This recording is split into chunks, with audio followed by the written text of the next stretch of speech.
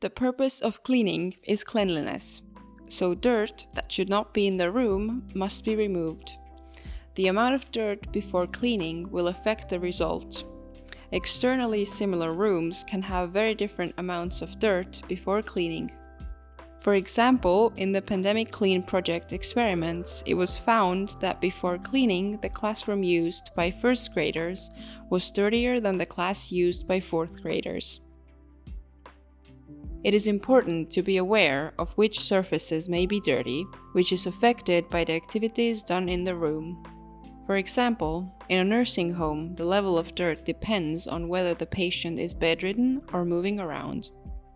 In an open office, the level of dirt depends on whether the employee has a fixed workplace or whether they switch around.